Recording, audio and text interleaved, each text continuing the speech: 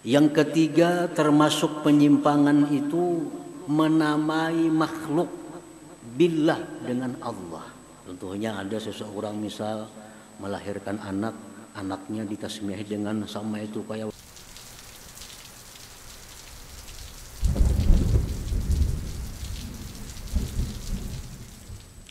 Allah Subhanahu wa taala berfirman di dalam kitab suci Al-Qur'an, a'udzubillahi minasyaitonir rajim.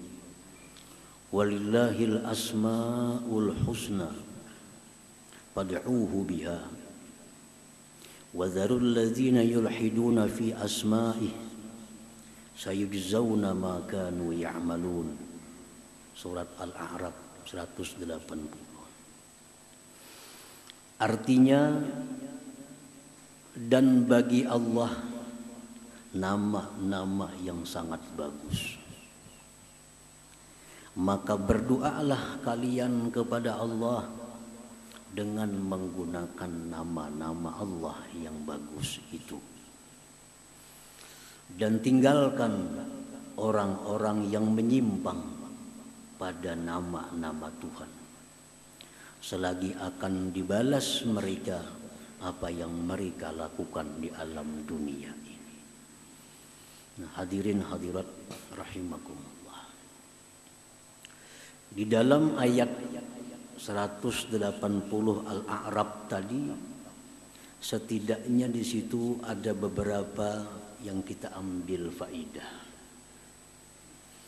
Yang pertama, isbatul asma'il husna lillahi ta'ala, menetapkan asma'ul husna bagi Allah ta'ala. Artinya bahwa Allah ta'ala itu mempunyai nama-nama yang sangat indah, sangat bagus. Yang kedua, di situ ada perintah berdoa dengan asmaul husna. Ada perintah berdoa menggunakan kalimat-kalimat asmaul husna. Yang ketiga, larangan daripada mengikuti orang-orang yang menyimpang dengan asmaul husna itu. Nah, setidak-tidaknya ada 3 masalah di dalam satu ayat tadi. Hadirin hadirat yang dimuliakan Allah. Penyimpangan di dalam asmaul husna itu ada beberapa macam, sehingga dikatakan telah menyimpang, telah menyalahgunakan asmaul husna. Yang pertama, ayyan fiyal asma' lillahi ta'ala, menafikan asmaul husna bagi Allah. Ada kelompok namanya Al-Jahmiyah dan sebagian kelompok Mu'tazilah. Mereka mengatakan bahwa Allah itu tidak punya nama, hanya satu nama Allah, ya Allah. Tidak ada nama lain. Nah, ini menyimpang. Ini menyimpang. Allah melarang kita mengikuti orang yang menyimpang. Tidak ada nama Allah selain Allah. Nah, itu penyimpangan. Dan termasuk menyimpang juga tentang asmaul husna adalah ayyuthbita asma lam yusammillahi biha nafsah, bahwa dia menetapkan nama-nama yang Allah tidak menetapkan nama itu untuk dirinya. Maulah membikin nama Tuhan untuk Tuhan sekehendak hati. Ini nama-nama Allah sudah ditentukan. Nah, ini kelompok, ini orang menamai Allah dengan nama yang tidak ada disampaikan oleh Rasulullah sallallahu alaihi wasallam. Walaupun maknanya bagus, tetapi karena ini Asmaul Husna merupakan tauqifiyah, memang sudah baku demikian dari Allah dan Rasul, tidak bisa ditambah dikurang. Nah, bila kita menambah satu nama dari Asmaul Husna, berarti kita melakukan penyimpangan. Umpamanya kita menamai Allah dengan Al-Arif. Al-Arif artinya apa? Arif itu yang kenal. Walaupun artinya bagus, yang kenal. Tapi Allah tidak menyebut salah satu namanya ada Al-Arif itu. Jadi jangan sekali-kali kita menyeru dalam doa kita kepada Allah dengan Ya Arif. Nah, itu penyimpangan. Ya Arif. Apalagi contohnya Al-Fahim, yang mengerti. Yang mengerti. Kita tambah nama Allah dengan Al-Fahim, yang mengerti. Allah itu zat yang mengerti. Padahal bujur aja maknanya. Cuma Allah tidak ada menyebut ada Al-Fahim dalam asmanya. Nah, dilarang kita berdoa Ya Fahim, wahai zat yang paham. Nah, itu dilarang. Itu penyimpangan dengan Asmaul Husna. Apalagi contohnya Asy-Syaikh, guru. Syekh, Allah tidak ada menyebut dalam Asmaul Husna namanya Allah Asy-Syaikh, guru. Nah, kita pun dilarang memanggil Allah berdoa dengan Ya Syaikhi, wahai guruku misalnya. Nah, dilarang. Itu penyimpangan dalam Asmaul Husna. Ya macam-macam. Tuhan disebut misalnya lagi apa? Abah. Nah, seperti orang-orang Nasrani memanggil Tuhan dengan sebutan Ya Abi, wahai abahku. Tuhan dipanggil dengan panggilan Bosco misalnya. Nah, ini penyimpangan. Tuhan dipanggil dengan pelatih umpamanya. Nah, itu penyimpangan terhadap Asmaul Husna. Nah, yang kedua itu artinya menetapkan nama Allah dengan nama yang tidak ada ditetapkan oleh Allah dan Rasul. Yang ketiga termasuk penyimpangan itu tasmiyatul makhluk, menamai makhluk billah dengan Allah. Menamai makhluk dengan Allah. Contohnya ada seseorang misal melahirkan anak, anaknya ditasmiyahi dengan sama itu kayak walad Allah. Nah, ini penyimpangan. Allah. Kalau ditambah Abdullah, nah itu disukai Allah.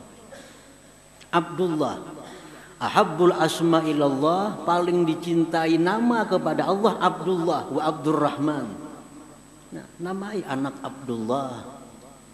Tapi bila dinamai anak ini Abdullah, jangan sekali-kali dipanggil Allah, jangan. Sama aja. Jadi kalau Abdullah kita panggil selengkapnya Abdullah atau Dullah. Bila memanggil Allah, itu haram hukumnya. Hukumnya haram. Ini dijelaskan dalam kitab Fathul Bari, Syarah Bukhari Ibnu Hajar Al-Asqalani. Ar-Rahman. Ar-Rahman termasuk nama Allah yang khusus, hanya boleh untuk Allah. Tidak boleh selain Allah bernama Ar-Rahman atau Rahman. Masjid, musalla, sekolahan, manusia, apapun dilarang dinamai dengan nama Ar-Rahman. Karena itu khasun billah, itu khusus untuk Allah Ar-Rahman. Ar-Rahman itu artinya Tuhan yang pengasih, yang menciptakan ruh misalnya. Nah, bisalah kita mencipta ruh. Langit, bumi. Jadi Ar-Rahman itu nama Allah yang khusus. tidak boleh ada satu makhluk pun yang namanya Rahman atau Ar-Rahman. Nah, kalau ditambahi Abdun itu sangat disukai Allah. Kita punya anak namanya Abdurrahman, dicintai Allah. Allah sangat suka kalau manusia bernama Abdurrahman. Tapi jangan sekali-kali memanggil Rahman. Nah, diharamkan. Misi anak namanya Abdurrahman. Tapi dalam sehari-hari Rahman. Nah, ini diharamkan. Lebih baik panggil Abdur, maka ada apa-apa. Abdur aja kia. Atau Aman. Man sini man. Jangan Rahman. Kalau Rahman, nah itu sudah termasuk penyimpangan dengan Asmaul Husna. Jadi ingat anak Abdurrahman itu, jangan dipanggil Rahman, jangan. Jadi dosa hari-hari kada terasa dosanya. Rahman. Termasuk lagi nama Allah yang tidak boleh makhluk bernama dengan nama Allah itu adalah As-Samad. As-Samad. Karena tidak mungkin ada seorang makhluk As-Samad. Samad itu artinya zat yang bergantung kepadanya seluruh makhluk. Mungkinlah itu ada manusia kayak itu. Samad artinya adalah zat yang bergantung kepadanya seluruh makhluk. Jadi jangan sekali-kali kita menamai sesuatu dengan nama Samad. Kalau ditambah Abdus Samad, mulia, bagus. Abdus Samad itu disukai juga. Tapi jangan dipanggil dalam sehari-hari Samad, jangan. Anak Abdus atau Mamat kata bapak. Jangan Samad. Karena itu nama Allah yang khas, yang khas. Seperti lagi nama Allah yang khas itu Kudus. Kudus ini artinya yang maha suci dari aib dan celah. Itu hanya milik Allah. Tidak boleh satu orang makhluk bernama Kudus. Tapi kalau Abdul Kudus, nah itu bagus, itu mulia. Sama lagi Ahad, Wahid. Wahid itu Maha Esa artinya. Abdul Wahid, bagus. Tapi kalau dipanggil Wahid, nah kita sudah menuhankan manusia. Panggil lagi Wah, kenapa kalau itu Wahid itu? Jangan Wahid. Artinya Wahid itu Maha Esa. Oh Maha Esa, oh Maha Esa. Maulah itu kita. Memang banyak nama Allah yang kita boleh. Seperti Rahim, itu boleh. Siapa nama Rahim? Boleh. Siapa nama Rauf? Itu boleh. Siapa nama Malik? Boleh. Tapi ada beberapa asma yang hanya khusus untuk Allah Subhanahu wa ta'ala, yang bila mana itu kita pakai untuk makhluk, kita telah menyimpang daripada Asmaul Husna itu. Nah, hadirin hadirat yang dimuliakan Allah.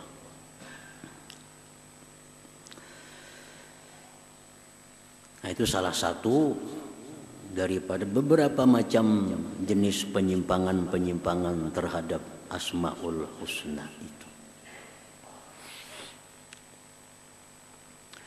Kita wajib mengiktikadkan dan menyatakan bahwa Allah Subhanahu wa ta'ala mempunyai nama-nama yang sangat bagus. Wajib mengiktikadkan di hati dan menyatakan bahwa Allah itu mempunyai Asmaul Husna.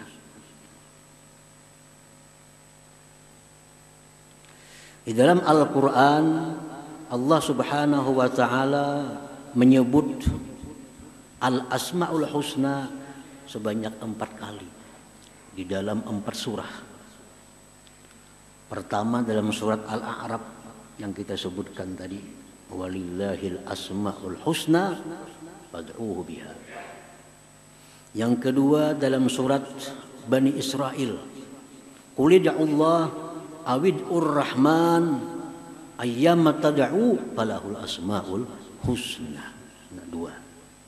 Yang ketiga dalam surat Taha, Allah berfirman, Allahu la ilaha illahu lahul asmaul husna.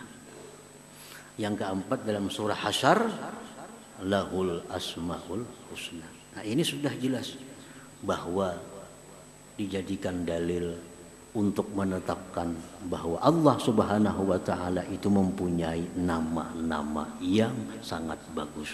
Nah, oleh karena itu wajib kita mengiktikadkan bahwa Allah mempunyai asmaul husna.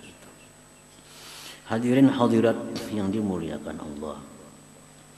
Kemudian tadi Allah Subhanahu wa taala memerintahkan kita berdoa dengan menggunakan asmaul husna itu.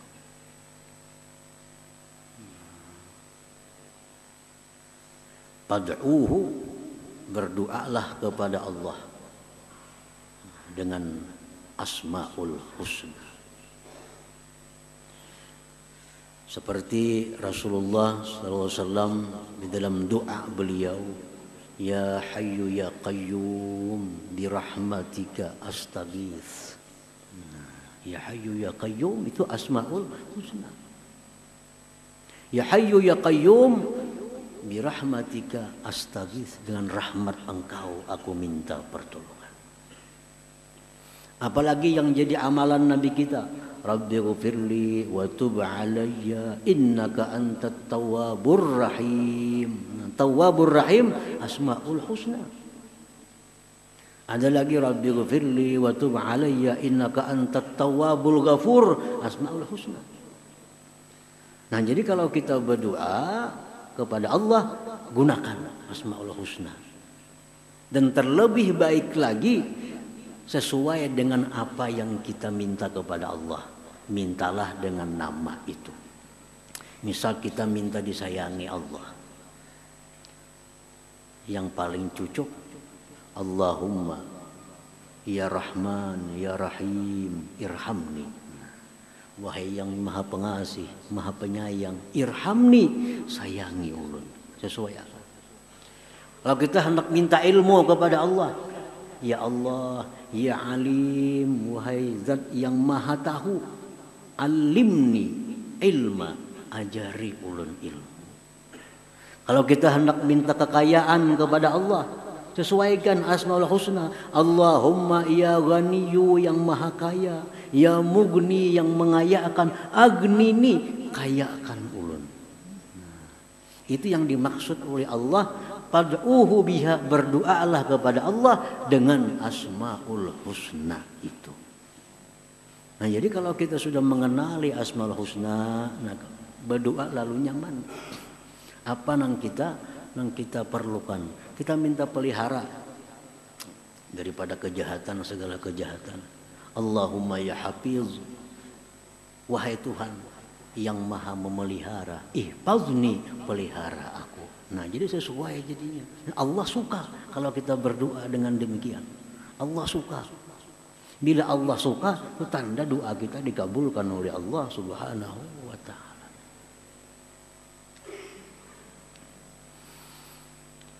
Rasulullah sallallahu alaihi wasallam pernah juga berdoa dengan doa as'aluka bi kulli ismin huwa laka sammaita bihi nafsak au anzaltahu fi kitabik au a'lamtahu ahadan min khalqik au ista'tharta bihi bi ilmil ghaibi indak. Nah, ini doa Nabi dijadikan beliau sebagai muqaddimah.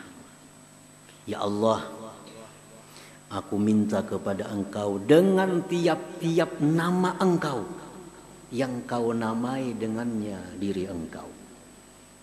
Jadi kalau disebut lagi Rahman, Rahim, Rauf, langsung secara global.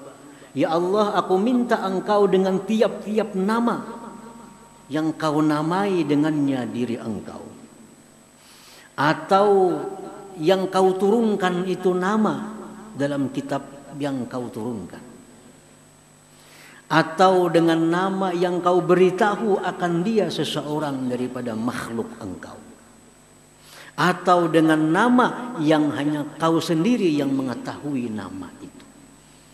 Nah, ini doa Nabi dengan Asmaul Husna tapi secara keseluruhan. Baik nama Allah yang di Quran, baik nama Allah yang ada di hadis, baik yang nama Allah ada dalam zat hanya Allah yang tahu.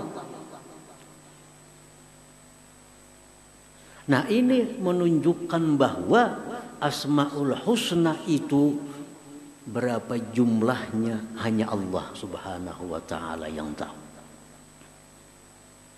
Berapa jumlah Asmaul Husna? Kada tahu kita. Kada tahu. Walaupun ada pendapat ulama, berbagai macam pendapat, tapi yang paling kuat adalah Asmaul Husna itu berapa jumlahnya, berapa macamnya hanya Allah yang tahu.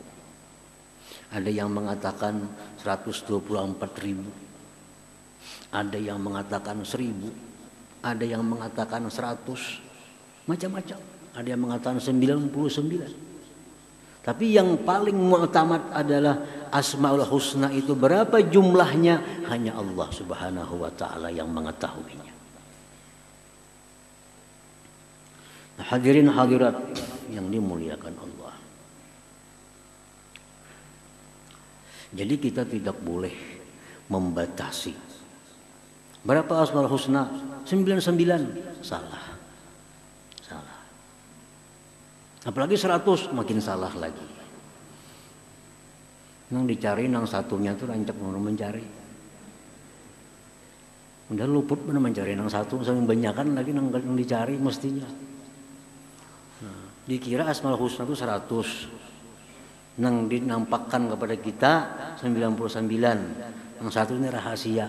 Padahal luput seberataan itu. Aku kasana kamari mencari nang satu itu. Ini Nabi kita mengatakan Asmaul Husna itu ada yang di sisi para nabi, ada yang di sisi Allah, hanya Allah yang tahu. Ini berapa jumlahnya wallahu a'lam. Kada tahu berapa Asmaul Husna.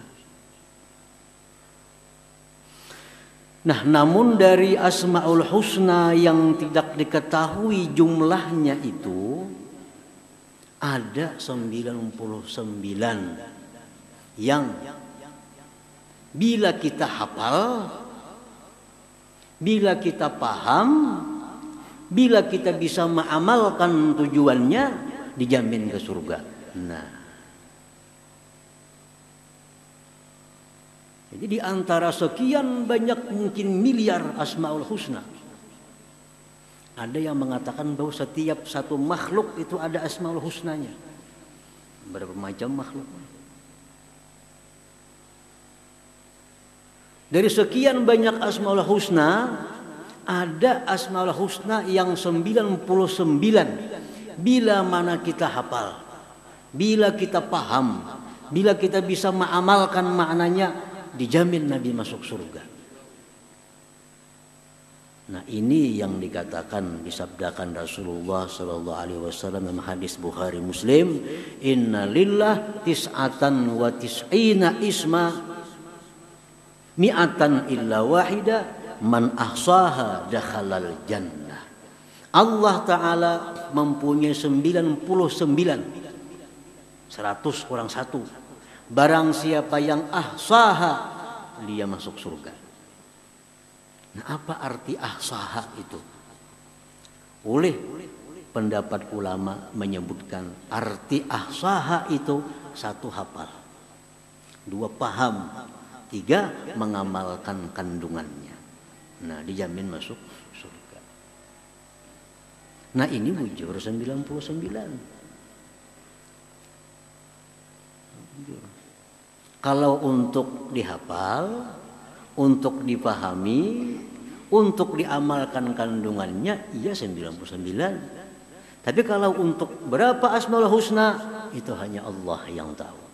Cuma Allah hanya membebani kita 99 untuk dihafal, dipahami dan diamalkan kandungannya. Hadirin hadirat yang dimuliakan Allah. Pengertian hafal itu ada 3.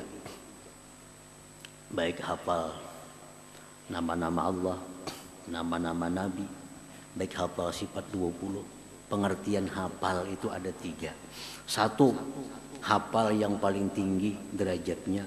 Dia hafal sesuai dari awal sampai akhir menurut urutannya. Nah ini hafal derajat nomor 1. Jadi yang 99 itu dia hafal mulai Allah sampai sabur. Yang 99-nya nomor 2-nya Ar-Rahman, 3-nya Ar-Rahim, Al-Malik, Al-Quddus, As-Salam, Al-Mu'min, Al-Muhaimin. Tepat nomornya sampai 99. Ini hafal. Derajat hafal yang kedua, ini kada bisa kan mengurutakan itu berapa huruf. Cuma 99 juga. Cuma tahu huruf-huruf. Nah, Allah Sami'un jadinya. Basirun. Cuma dihitung 99 juga. Ini pun disebut hafal juga. Nah, yang ketiga, derajat hafal itu adalah ma'urut sudah kada kawa. Nang bahambur pun kada kawa juga. Tapi dia bisa membedakan mana asmaul husna, mana kada asmaul husna. Andai kata ditanya, As-Sami asmaul husna. Al-Ghafur asmaul husna. Zarkasi lain jadinya. Nah, ini hafal juga. Hafal juga. Karena bisa membedakan mana asmaul husna, mana yang bukan asmaul. Ini hafal derajat yang ketiga. Nah, hafal. Imbah hafal paham. Ar-Rahman ini artinya, Ar-Rahim ini artinya. Lalu diamalkan. Ar-Rahman itu bagaimana kita mengamalkannya supaya jadi Abdurrahman. Ar-Rahim diamalkan supaya jadi Abdurrahim. Allah itu diamalkan supaya jadi Abdullah. Nah, bila kita bisa demikian, dijamin oleh Nabi dakhalal jannah, masuk surga. Nah, ini bujur 99. Tapi jangan dibatasi.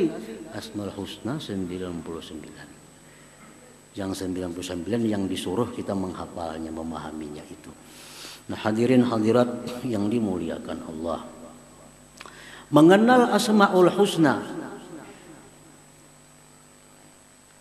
memaham, itu akan membawa kepada mengenal fi'il Allah. Akan membawa kepada mengenal sifat Allah. Akan membawa kepada mengenal zat Allah. Jadi kalau hendak mengaji ma'rifat, oleh Imam Ibnu Athaillah As-Sakandari menyebutkan, mulailah kenal dulu asma'nya. Dengan kenal asma, kita akan kenal sifat Allah. Kita akan kenal fi'il Allah. Kita akan kenal zat Allah. Mulai nama dulu kenali. Nah, kenapa sebabnya? Kenal nama membawa kepada kenal sifat fi'il zat. Sebab nama-nama Allah itu ada yang menunjukkan kepada sifat. Di antara asmaul husna itu ada yang menunjukkan kepada sifat. Seperti As-Sami', Maha mendengar. Ini menunjukkan kepada sifat As-Sama'. Al-Basir, asmaul husna, Maha melihat. Ini menunjukkan kepada sifat basarnya Allah. Al-Qadir yang maha kuasa. Ini menunjukkan kepada sifat kudratnya Allah. Nah, jadi kalau kita kenal asmaul husna, kita akan kenal sifat Allah. Dan akan kenal juga fi'il Allah. Al-Khaliq yang maha mencipta. Nah, itu menunjukkan kepada fi'il, perbuatan Allah. Al-Khaliq. Al-Qahhar yang maha perkasa. Itu menunjukkan kepada fi'il Allah. Al-Musawwir, Al-Bari. Nah, itu semua nama-nama Allah yang menunjukkan kepada fi'il perbuatan Allah. Nah, yang ketiga, nama-nama Allah itu ada yang menunjukkan kepada zatnya, yaitu antara lain adalah Allah itu sendiri. Setiap kali kita sebut Allah, zat artinya. Setiap kali kita sebut Allah, itu menunjukkan kepada zat wajibil wujud yang wajib ada. Nah, hadirin hadirat yang dimuliakan Allah. Nah, oleh karena itu Allah menunjukkan kepada zat, maka Allah ini seringkali disandari oleh nama-nama yang lain. Seperti Allahul Qadir, Allah Maha Kuasa. Allahus Sami, Allah Maha Mendengar. Allahul Basir, Allah Maha Melihat. Nah, disandari oleh sifat-sifat, oleh fi'il-fi'il. Maulah Al-Qadirullah, ada terdengar ada kalau.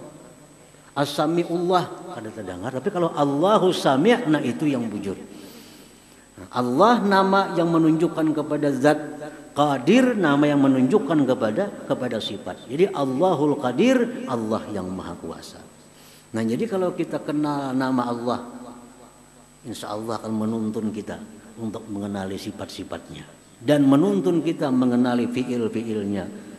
Puncaknya akan menuntun kita kepada mengenal zat Allah Subhanahu wa ta'ala.